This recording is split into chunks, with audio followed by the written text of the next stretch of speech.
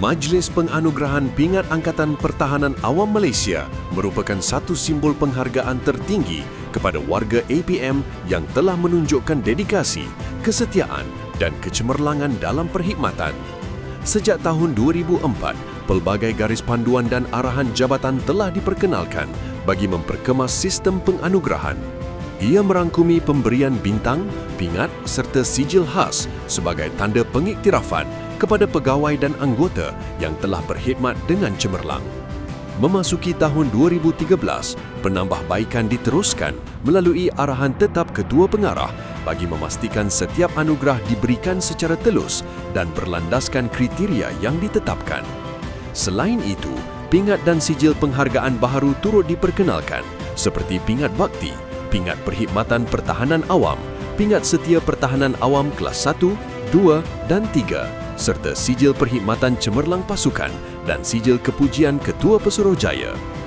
Pada tahun 2022, peraturan baharu telah diwartakan melibatkan penganugerahan Pingat Perkhidmatan Am (PPA) dan Pingat Perkhidmatan Setia (PPS). Langkah ini memperkukuhkan lagi struktur penganugerahan selaras dengan keperluan semasa dan melayakkan pegawai dan anggota APM dianugerahkan mengikut syarat dan kriteria yang ditetapkan oleh kerajaan.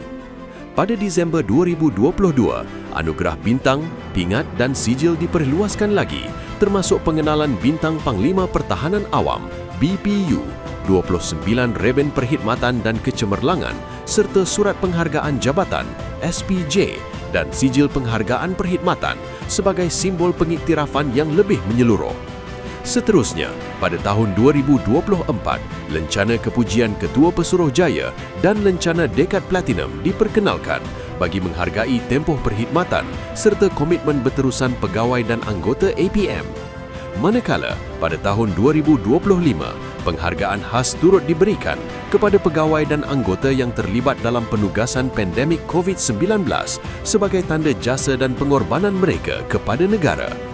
Sehingga kini, APM telah menganugerahkan sebanyak 10,189 bintang pingat, 16,598 Reben Perkhidmatan dan Kecemerlangan, 94 sijil kepujian Ketua Pesuruhjaya, 2,515 pingat PPA dan 240 pingat PPS.